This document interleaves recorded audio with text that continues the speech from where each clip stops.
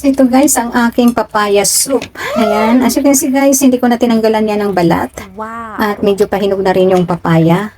Ganyan talaga guys, dahil marami pa rin health benefits na makukuha sa balat na yan. So once na iluluto natin ang long soup, ay hindi na kinakailangan na balatan. At syempre may halo nga ito na white punggos. At ito nga, shin pork ang aking ginamit ngayon. Ayan. So, you can see guys, 2 piraso to guys. So, medyo may kamahalan nga lang ang part na to ng pork. At syempre, 4 na slice na ginger. Nilagyan ko rin siya ng 3 sweetened dates na malalaki. Ayan. At syempre, titimplahan natin ito ng konting asin. Dahil hindi rin maganda sa soup ang maalat guys. Yes! Ingatan natin ang ating mga bato. Ayan. Para hindi tayo magka-kidney. So, wag masyadong maano sa asin. Yes! Actually, ito ay matamis-tamis. Ayan. Matamis ito guys dahil sa sweetened dates at itong papaya na medyo pahinog na. Kaya, kumbaga, hindi na kinakailangan ang maging litaw ang asin. Kailangan mas litaw yung tamis. At saka nilagyan ko nga pala ito ng konting luhan ko. Konti lang. Ayan.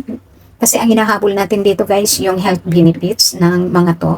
At ito, sweetened bitter almond. Ayan. Wow. So, almond yan guys. Yan lang naman guys ang hinalo ko dyan. Pinagsama-sama ang pinapakuluan natin.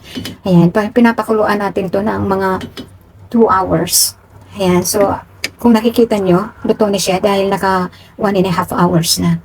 So, sa 1.5 hours na pagpapakulo sa napakahinang apoy, ito pa ang texture niya. Hindi pa gaanong okay itong white punggos. Kasi dried dito guys. So, binabad natin sa tubig, hinugasan ng maigi, saka natin dito inilagay.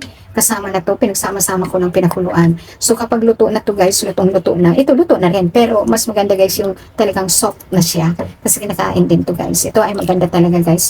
Mayaman ito sa collagen. Ayan. Actually, patiin na rin ito na papaya. Kung matatandaan natin, kahit sa maging sa sabon, napakaganda, di ba? So, kasi nga, napakaganda ng mga health benefits na makukuha sa mga ito. So, ito ang pinakuluan ko ngayon dahil magbibisita ako ng 5 katao. So, nakikita nyo yan, malaking kasirula ang ginamit ko, kaya marami din na tubig. So, nagiinom kasi sila ng sabaw, guys, kapag nagustuhan nila ang sabaw. Kapag dito sila sa akin kumakain, minsan nakakatag-4 na bowl sila, guys. So, super, di ba? Super dami. Kaya, kinakailangan talaga natin na sarapan para mag-enjoy naman sila sa pagbibisita dito sa amin. So, yan lang guys. Mamaya, hanguin na natin sila kapag kakainan na. Ayan, pag magkakainan na, saka na natin yan hahanguin. For the meantime, hayaan natin siyang kumulo pa ng mga 30 minutes more.